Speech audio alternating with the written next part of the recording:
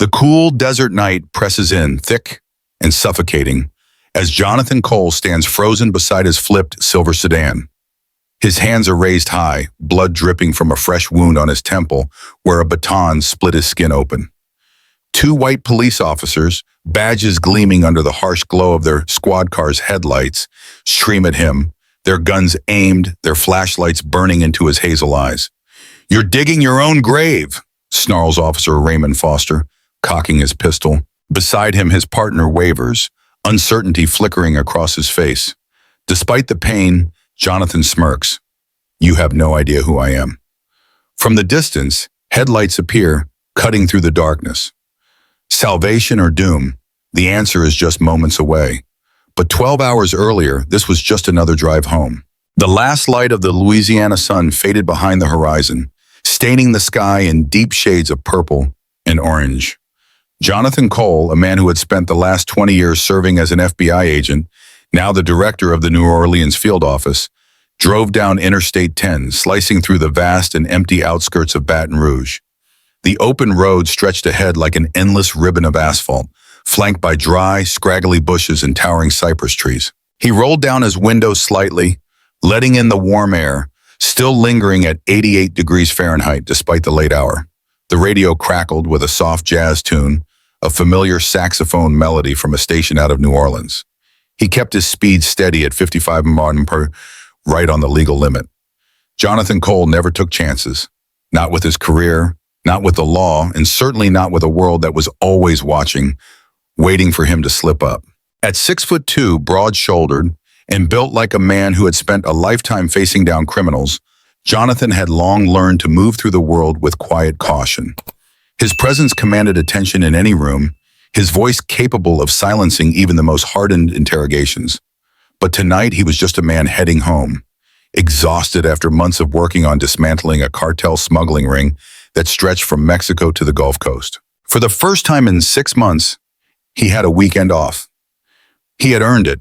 He could already picture it, standing on his back porch in New Orleans, grilling a thick ribeye steak to perfection, cracking open a cold beer, while the cicadas sang under the Louisiana night sky. If only things had gone that way. His hands rested steady at 10 and 2 on the wheel, his turn signals clicking with military precision each time he changed lanes.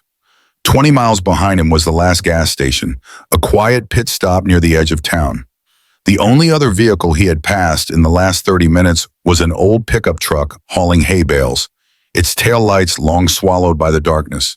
He was alone out here, or so he thought. The sudden flash of red and blue in his rearview mirror sent an immediate jolt through his chest. The familiar dread crawled up his spine. No siren, just that pulsing light, a silent predator lurking in the dark. Jonathan instinctively glanced down at his dashboard. Speedometer? Steady. Gas tank? 3/4 full. No broken tail light. Nothing out of place. He hadn't done anything wrong. Then why was he being pulled over? His jaw tightened, the words slipping out under his breath before he even realized he was speaking. Not again. It wasn't the first time this had happened. In the past 12 months alone, he had been pulled over 5 times, none of them for anything legitimate. A black man in a nice car, in the wrong place, at the wrong time. He had worn a badge for 20 years, arrested mob bosses and crooked politicians, stood face to face with real criminals. Yet even his position couldn't shield him from this. Jonathan slowed the car, easing it onto the gravel shoulder. The tires crunched over the loose dirt, kicking up a thin cloud of dust that swirled in his headlights. He cut the engine and the bushes faded into static, swallowed by the heavy silence of the night. His fingers brushed against his FBI badge, still tucked in his jacket pocket. Cold, solid, reassuring. Out here, that badge was the only proof he had, proof that he belonged, proof that he wasn't a threat. But even that might not be enough. The side mirror reflected movement, a tall silhouette stepping out of the squad car behind him, framed against the last traces of sunset. Officer Raymond Foster.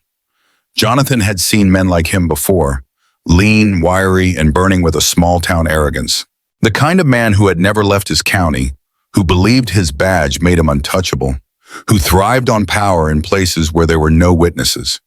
The officer didn't bother with protocol, no polite knock on the window, no flashlight sweep.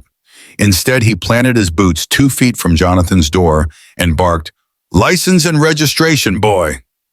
The word hit like a slap. Jonathan took a slow breath, the years of training holding back the anger, simmering beneath the surface. He had done nothing wrong, and yet he knew exactly how this was going to play out. The nightmare had just begun.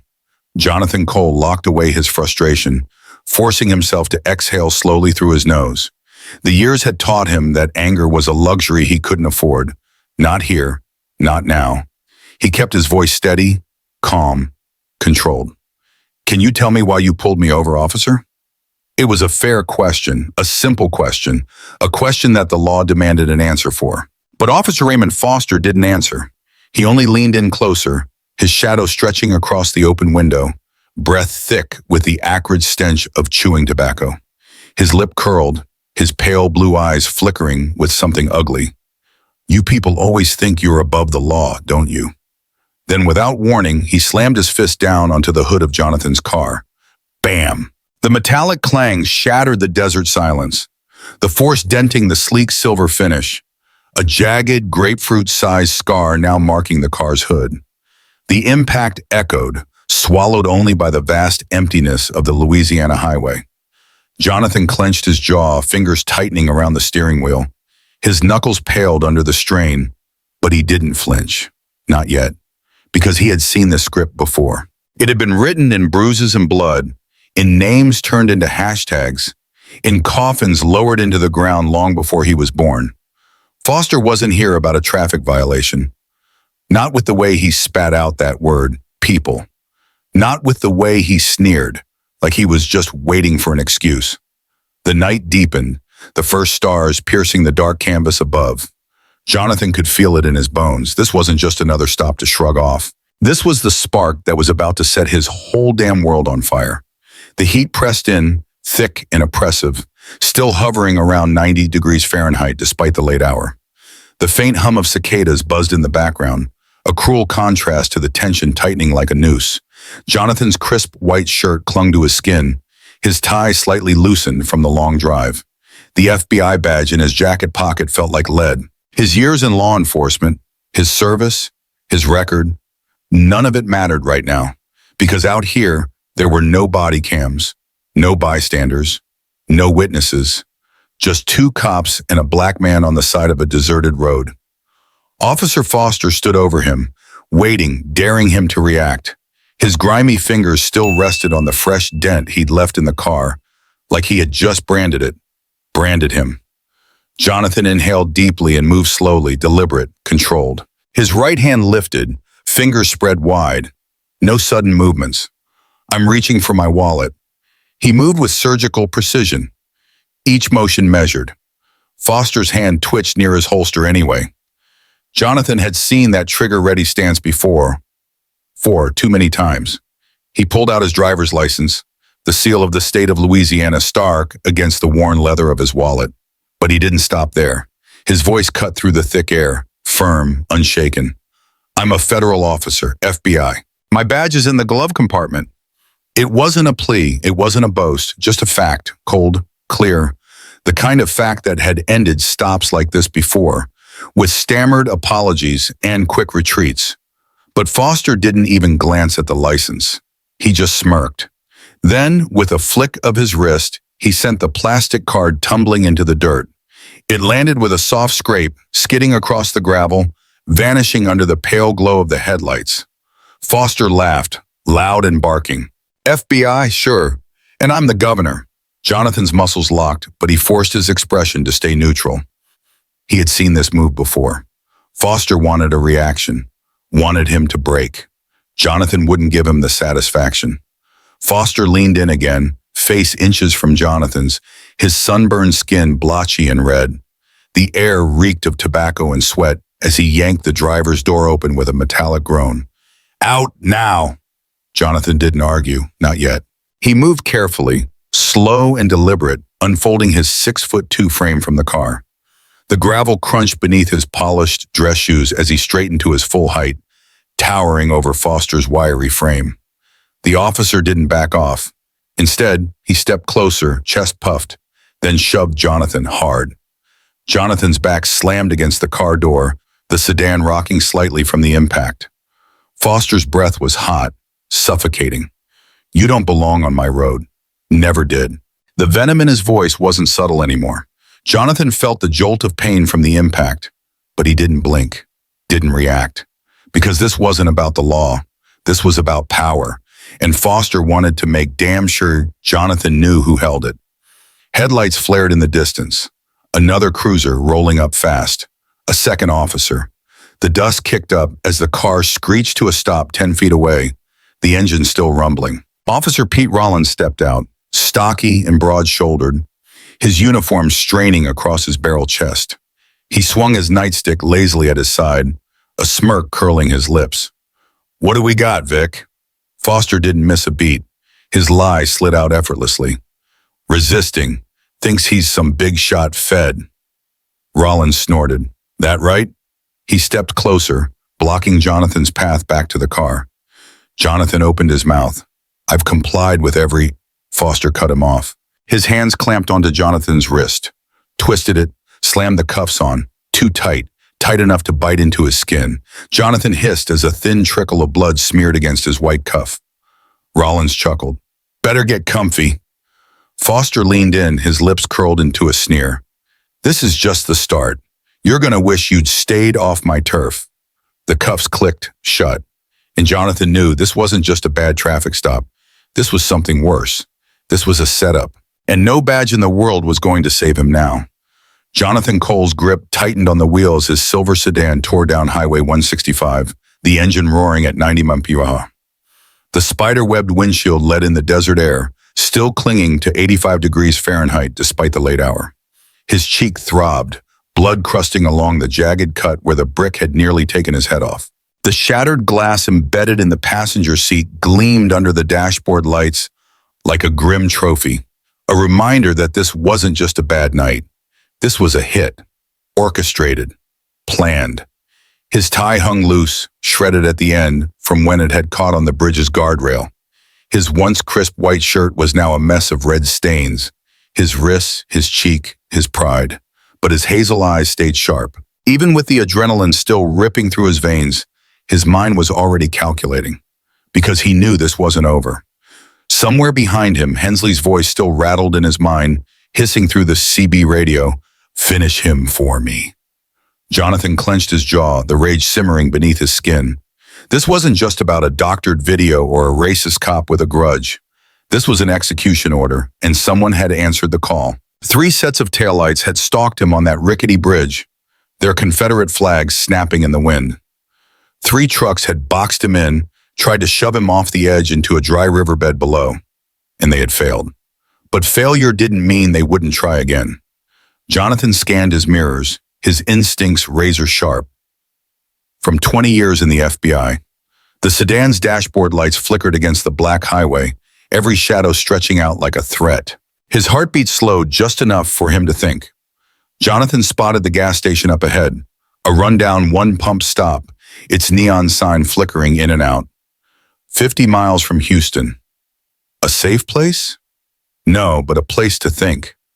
He pulled in, tires crunching on the worn pavement, the overhead lights buzzing weakly. His hands still ached from gripping the wheel, his wrists raw where the cuffs had bitten into him. His phone buzzed in his pocket. He checked the screen. Deputy Director Hayes. "You see this yet?" Jonathan's stomach dropped. He knew what it was before he even clicked play. The video played on his screen. 30 seconds of a doctored reality. The dash cam footage, but edited. His voice, but dubbed. Instead of his measured steps out of the car, the clip made it look like he lunged at Foster. The audio had been altered, replacing his calm words with a snarled, "I'll kill you, pig!" The shove from Foster, gone. The cuffs biting into his skin, gone. The real story, erased. And the caption? FBI thug harasses honest cop. Who's the real criminal? Jonathan exhaled slowly, his blood boiling beneath his skin. The view count ticked upward before his eyes. 10,000 views, then 50,000, then 100,000. And the comments? a sewer of bile. Typical, give him a badge and they think they own us. Send him back where he came from. Cops should have finished the job. Jonathan clenched his fists, his breathing slow and controlled. He had handled cartel takedowns. He had stood toe-to-toe with senators covering up their crimes. But this was personal. Hensley wasn't just a thug with a badge. He was a player. And this video wasn't just a smear campaign. It was a trap. Jonathan's gut twisted. He wasn't safe here. Not in a town already primed to hate him. He needed to move. Now he shoved the phone back in his pocket, swiped his credit card, and let the pump fill the tank. The gas station lights flickered, casting eerie shadows on the pavement. Then he saw them. Headlights. 3 sets, rolling slowly into the lot. The same trucks from the bridge. Jonathan's pulse kicked up again. He didn't move, didn't react, just watched. The lead truck pulled to a stop 10 feet away. A man in a cowboy hat stepped out, spitting a wad of tobacco onto the ground. Behind him, another cracked his knuckles. A third leaned against the truck bed, a baseball bat tapping against his palm. They weren't here for gas. Jonathan knew the look in their eyes. Predators. Jonathan's mind raced. He had options. 1, get in the car, drive. They'd follow. 2, call for backup. 20 minutes was too long. 3, stand his ground. He chose option 3. Slowly, deliberately, he closed the gas cap, standing tall, his 6'2" frame unshaken. The cowboy hat man smirked.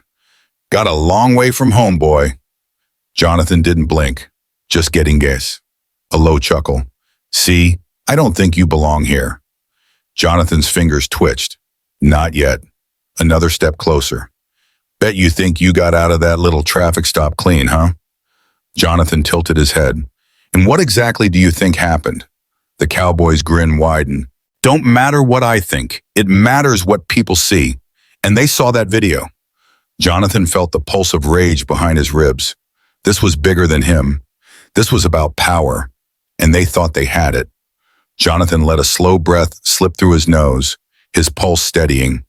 Then he made his move. Jonathan Cole's pulse pounded in his ears as he gripped the steering wheel, blood slicking his fingers. The cruiser's tires screamed against the pavement. Gravel sprang in all directions as he tore out of the El Paso precinct's parking lot. The dashboard lights glowed, illuminating his bloodied reflection in the rearview mirror. His jaw throbbed, his ribs burned from the beating, and his shirt was ruined, smeared with sweat and blood. But he was alive. For now. The radio crackled, and then, like a death sentence, came the words, "All units be advised. FBI Director Jonathan Cole, wanted for assaulting officers, armed and dangerous.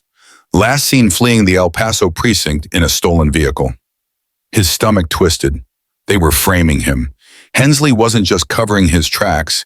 He was making sure Jonathan wouldn't make it out alive. And if he didn't act fast, it would work. Jonathan slammed the gas, the cruiser roaring past 85 mph as he sped toward Highway 165.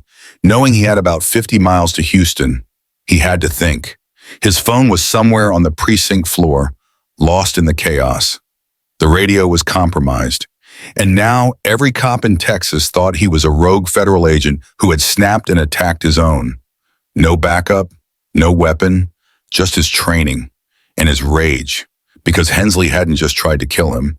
He had turned the entire system against him. And somewhere out there, his enemies were listening. 15 miles out, he spotted the flashing lights. A roadblock. At least 6 police cruisers lined the highway, their headlights cutting through the dark like searchlights. Jonathan's knuckles whitened on the wheel. This wasn't a normal stop. They weren't here to arrest him. They were here to end him. His mind raced, analyzing the setup. The cops were positioned in a defensive V formation, leaving no clear gap between them. No swerve and dodge option. But then, his hazel eyes flicked to a small gap near the far left shoulder. A ditch sloped downward, leading to a narrow service road cutting through a dried-up creek. A way out, risky, but better than being executed on the pavement. He yanked the wheel hard left, the cruiser jerking toward the ditch. The car hit the slope, bouncing hard as the undercarriage scraped against the uneven ground. The steering wheel jerked in his hands, but he held it steady, eyes locked on the dirt path ahead. Behind him, tires screeched, sirens wailed, and then gunfire. Bullets ripped into the rear of the car, shattering the taillight. one round punching through the back window, glass exploding in all directions. Jonathan ducked low but didn't stop. He gunned it, the cruiser fishtailing on the loose dirt before catching traction and surging forward. The service road wound around the hills, a dark ribbon barely wide enough for one vehicle. But Jonathan knew where it led. It curved back onto the highway about 10 miles east, near an abandoned truck stop, one of the few places where he could disappear. If he could get there before they caught up. The police cruisers were coming. He could hear the howl of sirens, the roar of engines, the radio chatter lighting up with his description. His options were running out. Ahead, the path twisted sharply around an old concrete drainage tunnel, just big enough to drive through. Jonathan's mind worked fast. A trap. He slammed the brakes, throwing the car into a controlled skid just as a second roadblock appeared at the tunnel's exit. They were waiting for him, and now he was boxed in. The cruiser slid to a stop, its tires kicking up a cloud of dust. The silence that followed was deafening. Then, doors opened, boots hit the dirt. A dozen officers stepped forward, guns trained on him, and he spotted the county sheriff, an older man with graying hair, his stance weighed and confident, like he already knew how this would end. And then, a figure emerged from the shadows, stepping into the dim glow of the police lights. Jonathan's chest tightened. Hensley, the bastard, was smiling. Jonathan forced his breathing to slow, his hazel eyes burning with quiet fury. He wasn't going to beg. He wasn't going to plead. He was going to survive, and make them regret every second of this. Jonathan raised his hands, keeping them just high enough to show he wasn't armed, but his brain was already working. Every cop here thought he was a threat, a rogue FBI agent, a killer, and Hensley was going to make sure they pulled the trigger. Jonathan took a slow step forward, locking eyes with the sheriff. "You know this is a setup," he said, his voice steady. The sheriff's jaw tightened, but he didn't speak. Hensley stepped in. "You really should have stayed gone, Fed." Jonathan smirked, ignoring the pain in his jaw. "You really should have killed me when you had the chance." And with that, he moved. Faster than they expected, he lunged left, using the open car door as a shield, ducking just as Hensley shouted, "Shoot!" Gunfire erupted, bullets slamming into the cruiser, tearing through the metal. Jonathan rolled to the ground, grabbing a handful of dirt and hurling it into the closest officer's face. The cop staggered, coughing, and in the chaos, Jonathan sprinted. His legs burned, his ribs ached, but he ran, dodging between the concrete pillars of the overpass as more bullets whipped past him. The sheriff was shouting, ordering, "Hold your fire," but it was too late. Jonathan spotted his only chance. An abandoned motorcycle parked behind a rusted-out gas station. He dove for it, hot-wired the engine with hands slick from blood and sweat, and kicked it into gear just as the first officers rounded the corner. The bike screeched to life, and Jonathan took off, dust spraying behind him as the sheriff's men scrambled to follow. But he was gone. For now. And Hensley had just made the biggest mistake of his life. Because Jonathan wasn't just running anymore. He was coming back. The FBI chopper sliced through the night, its blades roaring against the Texas sky as Jonathan Cole sat strapped in, his ribs aching from the beating, his jaw tight with fury. His hazel eyes burned, locked on the live precinct feeds streaming from the burner tablet in his hands. Evidence Hayes had pulled from their hacked surveillance access. Hensley was on borrowed time now.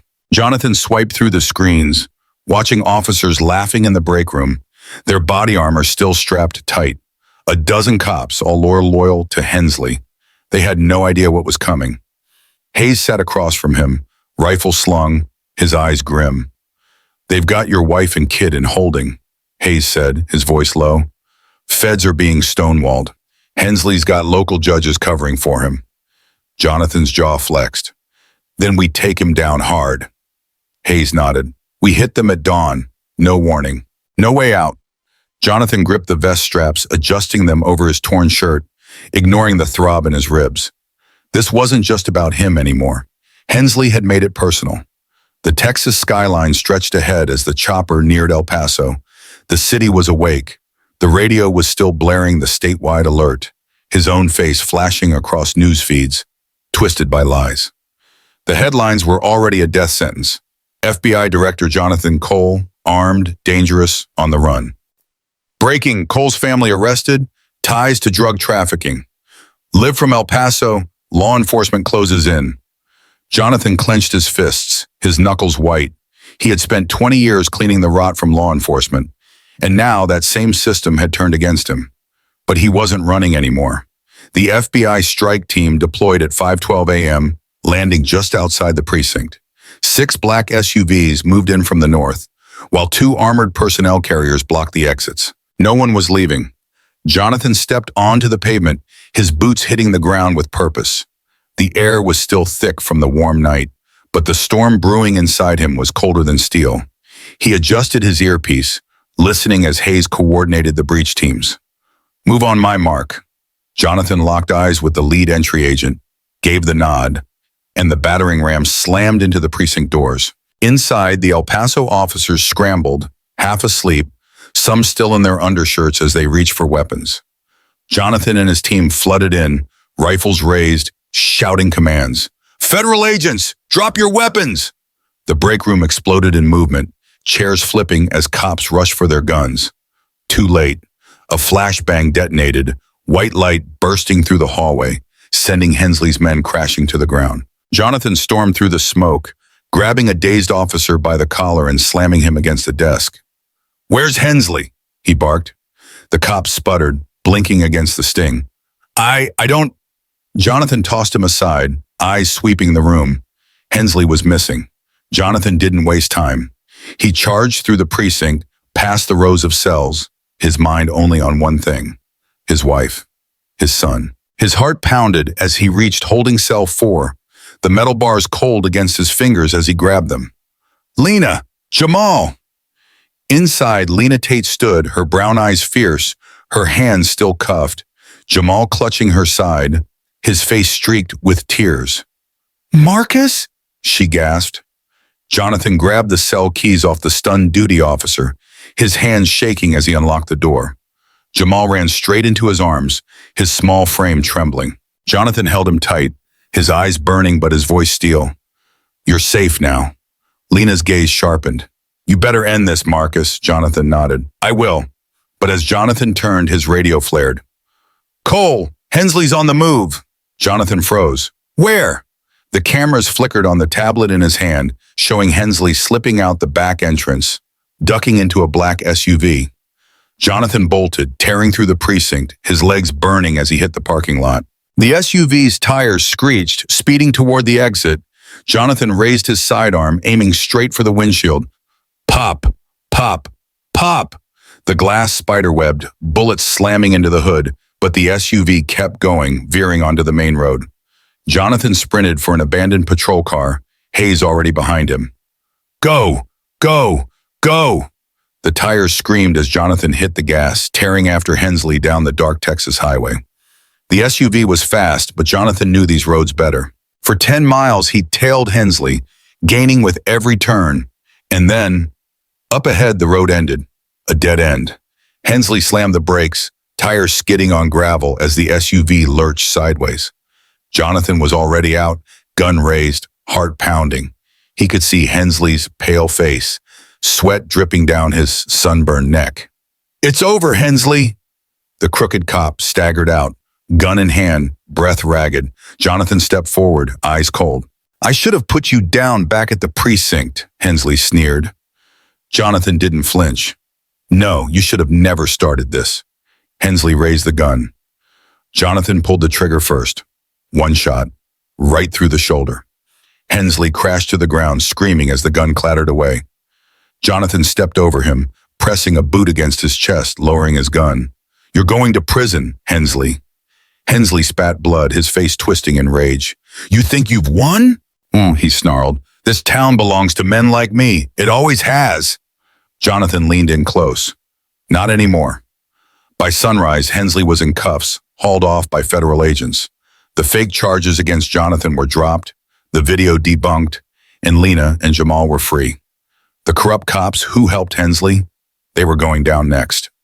Jonathan stood outside the El Paso precinct, the Texas sun rising behind him, washing the city in light. His name had been cleared. His family was safe. And the next fight? That was just beginning. The borrowed FBI sedan roared west, its engine snarling at 90 mph. tearing across Interstate 10 as Marcus Tate clenched the crumpled warrant in his fist. His blood-stained fingers smeared the ink. The words evidence tampering, federal investigation pending, glaring back at him like a death sentence. His left shoulder throbbed, the fresh wound from the sniper's bullet pulsing hot beneath his bandaged suit, torn at the seam where the mob's bottle had shattered against him. El Paso's courthouse steps were still in his rearview mirror, a battlefield left behind, but the war had just shifted. This wasn't over, not even close. The Texas sun burned high, 92 degrees, a ruthless glare off the endless desert highway, but Marcus barely noticed. He could still hear them. The mob's screams, the glass exploding at his feet, the deputies dragging Hensley out in cuffs, but his name still carried weight, still fueled the fire. He won the battle, but the war was shifting, and now it was coming for him with the full force of the law. Marcus gritted his teeth, flipping open the warrant again, his gaze locking on the signature. Judge Heron Voss, a name Hensley had bragged about before the precinct raid, a name tied to the sheriff who had buried Lena's case. Marcus's jaw clenched. This wasn't just about Hensley anymore. Someone bigger was pulling strings. Someone who wasn't finished yet. The radio crackled, Hayes' voice tight with urgency. "Boss, where the hell are you?" Marcus took a breath, his ribs protesting as he pressed the phone to his ear. 350 miles from Houston. Heading back. Hayes cursed under his breath. "That warrant's a trap. You get arrested, you're locked in with judges Hensley still owns. We need to flip this." Marcus knew he was right. He could run forever, but the law was a noose tightening around his neck. He needed a counterstrike. A way to flip the script before it crushed him. And that meant finding the man pulling the strings. "Get me Carla Ortiz," the prosecutor, the only honest player in this game. Hayes hesitated. "She's a wild card, but if she flips, we've got a shot." "Then set the meeting," Marcus said. He cut the call and pressed the gas, the sedan pushing 100 miles per hour. This wasn't about clearing his name anymore. This was about taking down the entire system.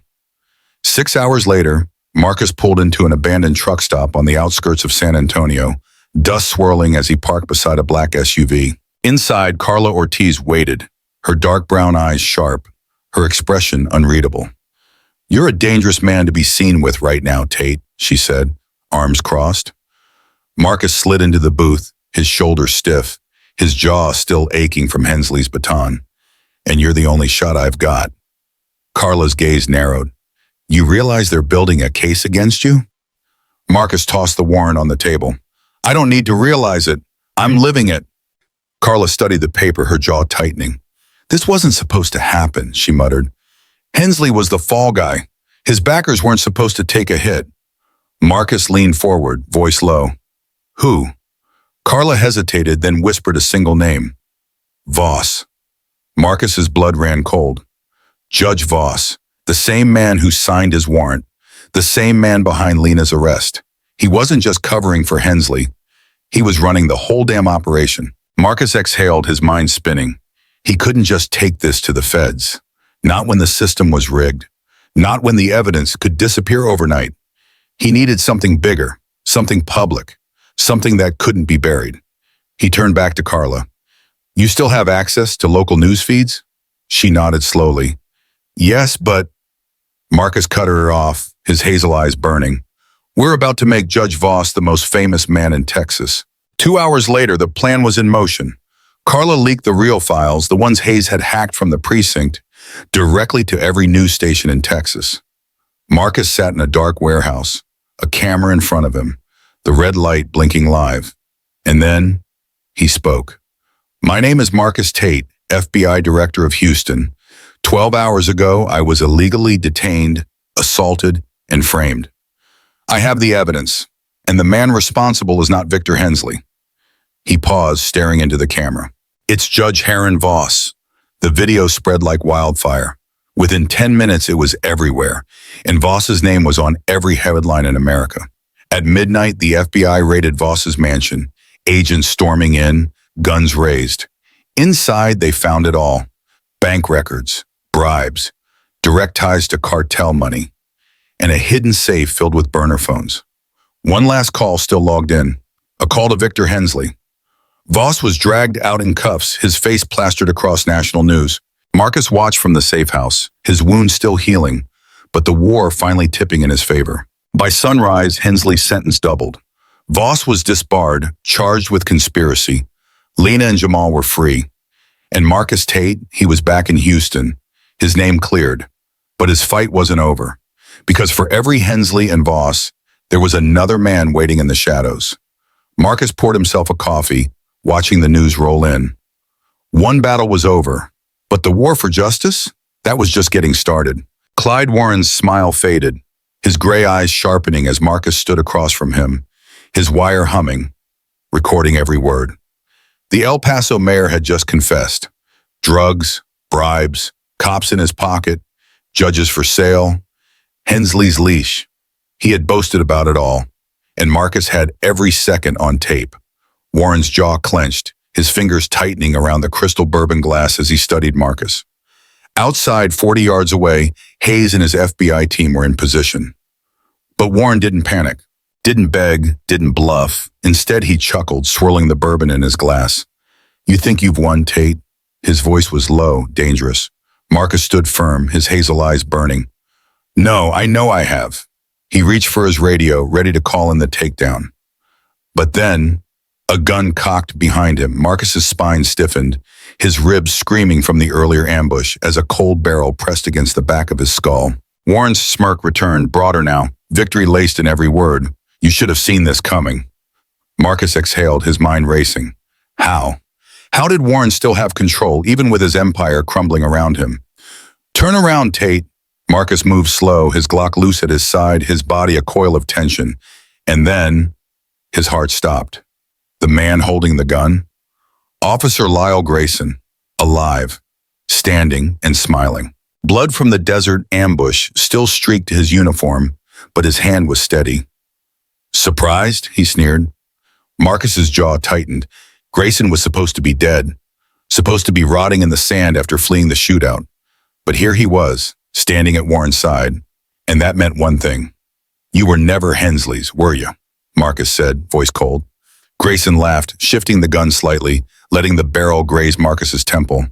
"Oh, I was." His pale blue eyes glinted, the same ones that had spat hatred and arrogance at Marcus since that first illegal stop on Highway 80. But Hensley was just a pawn. Grayson's finger tightened on the trigger. "You, though? You've been a thorn in my boss's side for years." Marcus stilled, his mind cataloging every move, every escape route, every possible way to turn this around. Grayson was fast, but Marcus was faster. Before Grayson could react, Marcus moved first. A sharp sidestep, a twist of his arm, and then, crack! Grayson's gun fired, but the bullet went wide, embedding in the wall behind Warren. Marcus's elbow connected with Grayson's wrist, twisting the gun free as he yanked his own Glock up, and fired. 1, 2, 3 shots. Grayson staggered back, his chest erupting in red, his breath a gurgled rasp. His knees buckled, and he collapsed, his lifeless eyes staring up at the vaulted ceiling. Marcus lowered his Glock, his chest rising and falling as silence fell over the study. And Warren, he just stared at Grayson's body, then back at Marcus. And for the first time that night, Marcus saw fear. Before Warren could move, Marcus raised his radio, his voice steady. "Hayes, send them in." And then, the mansion exploded into chaos. FBI agents stormed through the doors, rifles raised, shouting orders. Warren's guards surrendered immediately, their hands up, their guns dropped. And Warren? He didn't even fight, didn't run, didn't resist. He just slumped back into his chair, staring at Marcus like he couldn't believe he had lost. Like he never thought this would happen. Like he never imagined Marcus Tate would make it this far. Agents yanked Warren out of his chair, slapping cuffs onto his expensive suit. Hayes strode in, shaking his head as he watched them haul Warren out. "We got him, boss." Marcus exhaled, his shoulders aching, his ribs screaming. But the weight was gone. Finally, the news broke within the hour. Clyde Warren, El Paso's beloved mayor, was a fraud, a kingpin, a crime lord. His network crumbled overnight. Hensley would rot in a prison cell for the rest of his life. Judge Voss, disbarred, facing his own trial. And Marcus Tate, his name was cleared. Lena and Jamal were free. The corruption was exposed. And the men who tried to break him, they were gone. 2 nights later, Marcus stood on his back porch in Houston, a cold Shiner Bock in his hand. The Texas stars stretched wide above him. Lena sat beside him, their fingers laced together, Jamal asleep upstairs, finally safe. "It's over, Marcus," she whispered. He took a slow sip, feeling the weight of the past week settle deep in his bones. For now. Because Marcus Tate knew the truth. Corruption never truly dies. There would always be another Hensley, another Voss, another Warren. And the next time, they wouldn't see him coming. Marcus Tate stood over Clyde Warren, his Glock trained steady, his breath ragged, blood dripping from his temple onto the polished floor of the mansion's garage. Outside, the rotors of an FBI helicopter whipped the night air into a frenzied storm, dust swirling as federal agents poured through the gates. Warren's silver hair was disheveled, his suit wrinkled, his confidence shattered.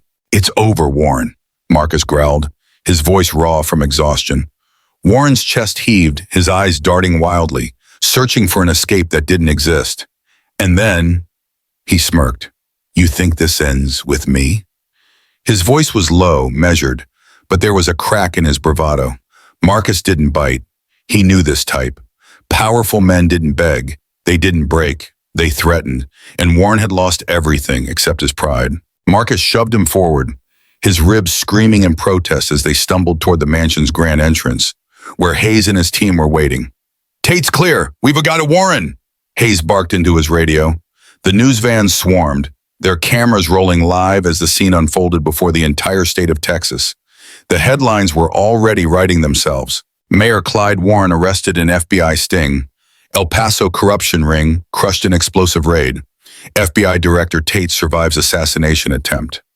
Warren's wrists were snapped into cuffs, his arms wrenched behind his back, and for the first time, his face twisted in something close to fear. The agents pulled him away, shoving him toward the waiting black SUV. Marcus exhaled, finally letting the weight of it all hit him. The warrant against him? Useless now. The lies? Exposed. The men who tried to bury him? In cuffs? Or dead? But as the chopper blades roared overhead, Marcus knew this wasn't the end. Because Warren's smirk still lingered. Because corruption doesn't die overnight. And because he wasn't the only player in this game.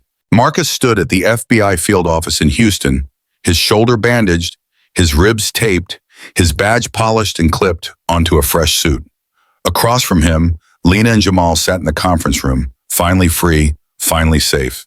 Jamal's arms were crossed, his expression tight, trying to act tough, but Marcus could see it, the fear still clinging to him. Lena's eyes met his, and for the first time since this all began, since Hensley's illegal stop, since the sniper, since their home was raided, Marcus saw relief. He wanted to tell her it was over, that they could move on, that their life could go back to normal. But as his phone buzzed, Hayes' voice cut through. "We've got a problem." Marcus picked up the line, his jaw tightening. "Talk to me." Hayes' voice was grim. "Warren's people aren't done." Marcus stiffened. "His empire is shattered. He's in federal custody. What else is left?" Hayes exhaled sharply. "You ever hear of the Foundation?" Marcus's stomach sank. He had. A shadow organization, a network of power brokers stretching from Texas to D.C., men who operated above the law and kept men like Warren in power. Men who just lost one of their biggest assets. "They're coming for you next, Tate," Hayes said, his tone dark with warning. "And this time, they're not sending cops." Marcus hung up, his pulse steady, controlled, but burning hot beneath the surface. Lena's eyes met his again, but this time she saw it. The fight wasn't over. Not yet. Because Marcus Tate wasn't just up against corrupt cops anymore. He was up against something bigger. And he wasn't going to stop until he tore it all down, brick by brick. The night air hung heavy over the El Paso courthouse parking lot, the scent of dust and gasoline swirling under the glow of flashing red and blue lights. The war was over. Marcus Tate stood bloodied but victorious, leaning against Deputy Director Hayes' shoulder, his body battered, his soul exhausted. The past 12 hours had been a relentless storm, from the moment Hensley stopped him on Highway 80 to the explosive takedown of Mayor Clyde Warren. And now the puppeteer himself, the man who had orchestrated corruption in this city for decades, stood in cuffs, his empire turned to rubble before the entire nation. A convoy of black SUVs pulled into the lot, federal agents moving swiftly, securing warrant for transport.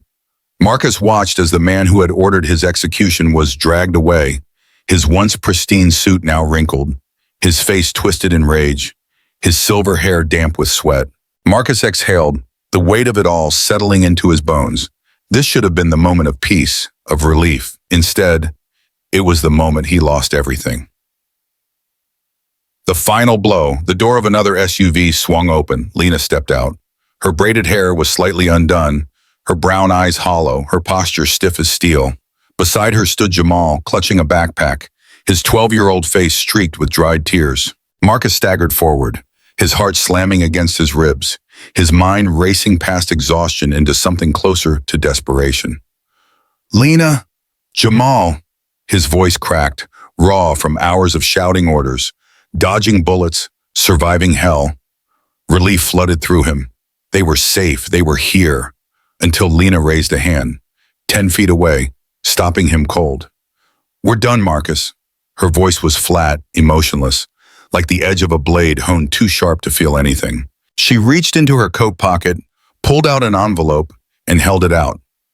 Marcus took it with shaking hands, his fingers stained with dried blood, leaving smudges on the crisp white paper inside. Divorce papers. His heart stopped. His mind went blank. She had already signed them. The pages were crisp, but her decision had been made long before tonight. "You saved the world, Marcus." Her words sliced through him deeper than any bullet. "But not us." She swallowed hard, eyes dark with a pain that had nothing to do with bruises or broken bones. "I can't live like this." Marcus opened his mouth, but nothing came out. Lena's gaze never wavered, but her voice dropped to a whisper. Jamal couldn't either. Jamal stood beside her, small, silent, watching. His dark eyes wet but hard, filled with something Marcus couldn't recognize, couldn't face. For the first time in his life, Marcus Tate felt powerless. Jamal shifted his backpack higher onto his shoulders, turned away and walked toward the waiting car. He didn't look back. And neither did Lena. She stepped into the SUV, her silhouette shrinking in the glow of the convoy lights. Then, they were gone. Eyed alone in victory, Marcus stared at the empty space where his family had just stood. The divorce papers shook in his grip, the dried blood on his fingers smearing across the legal print, blurring the ink like a cruel joke. A cold wind swept through the lot, whipping dust around his boots, but he couldn't move. The Glock slipped from his grasp, landing in the sand beside his feet with a dull thud. Hensley was in prison. Warren was finished. The corrupt network's cash flow had been severed. And yet, Marcus Tate had lost everything. The price of a war he didn't start but couldn't walk away from. The sirens faded into the night, agents barking orders, Hayes standing nearby but saying nothing. There was nothing to say. Marcus had toppled the giant. He had rewritten justice. But in the end, he had lost the only thing he had sworn to protect. His family. The desert swallowed the last of the convoy's taillights, disappearing over the cliffside road. And for the first time in 12 brutal hours, Marcus Tate had no fight left in him. The hard truth of Marcus Tate's journey from a racist traffic stop on Highway 80 to the takedown of El Paso's most powerful man wasn't just about corruption. It was a lesson. Justice is not a gift. It is a war. And racism is not just insults, slurs, or batons. It is a system woven into the fabric of power, into the badge, the courtroom, and the mobs that lurk in the shadows. It fights back. Hard. Marcus, a black FBI director, had faced it head-on. Hensley's handcuffs. A doctored smear video. Bricks hurled at his family's home. Betrayal at every turn. Each victory came with a deeper betrayal. He had unlocked Warren's confession, exposed the corrupt foundation that held El Paso in its grip. But at what cost? The scars he carried weren't just physical, they were personal. Because no badge could heal the kind of wounds that corruption left behind. Because fighting for the common good often meant sacrificing the personal ones. Because no system like this survives on its own. It thrives in silence until someone like Marcus rips it apart. But in the end, the harshest truth remained. He had won the battle. He had even won the war. But he had lost his home. And that was a price he never wanted to pay. Marcus Tate's story is more than a tale of corruption and justice. It is a brutal reminder of the cost of fighting for what is right. His journey from an unjust traffic stop on Highway 80 to the dismantling of a powerful crime empire shows that justice is never freely given. It is fought for tooth and nail against a system built to resist change. His battle was not just against one corrupt cop or even a crooked mayor. It was against a deeply ingrained network of power, racism, and silence that thrived on fear and obedience. The most important lesson in Marcus's story is that corruption does not operate in isolation. Hensley, the racist cop who started it all, was just one piece of a larger machine. Behind him was a judge willing to forge warrants, a police force willing to deter. This is how corruption survives, not just through individual bad actors, but through an entire system that protects them, shields them, and punishes anyone who dares to challenge them. Marcus, by refusing to back down, exposed how deep the rot went, but in doing so he became the target of those who wanted to keep the truth buried. Another hard truth the story reveals is that justice always comes at a price. Marcus won the war against corruption, but he lost something far more personal: his family. He fought to protect the people of El Paso, but in the process he became someone Lena and Jamal could no longer feel safe around. This is the hidden cost of being a warrior for justice. While the world may celebrate your victories, the scars you carry often push away those you love the most. Marcus did everything he could to defend his home, yet in the end, his home was gone. His wife and son walked away, not because they didn't love him, but because they could no longer live in the shadow of his battles. Finally, Marcus's story teaches us that racism is not just about slurs, violence, or hateful individuals. It is about power. It is about who holds authority, who is believed, who can manipulate the system, and who is left defenseless when the system turns against them. The viral smear video, the planted drugs, the attempt to assassinate Marcus, these were not random acts of hatred, but calculated moves to destroy a black man who dared to challenge the structure of power. The people in charge weren't just trying to defeat him, they were trying to make an example out of him, to show others what happens when you step out of line. But Marcus's story also proves that power can be beaten. Corruption only thrives when people stay silent, when they accept injustice as the status quo. Marcus refused to be silent. He proved that one voice backed by courage, truth, and relentless determination can shake even the most deeply rooted systems. He may have lost his family, but his fight exposed the truth, inspired change, and ensured that the next Marcus Tate would not have to stand alone. What do you think? Was Marcus Tate's fight for justice worth the cost? Should he have stepped back to protect his family?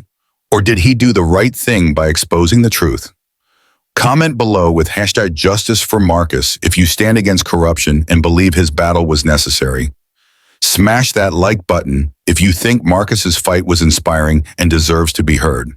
Share this video to let more people see the real cost of standing up against injustice. The more we expose corruption, the harder it becomes for it to survive. And don't forget to subscribe for more powerful stories of truth, resilience, and justice. Hit that notification bell so you never miss the next chapter. Because trust me, this fight isn't over yet.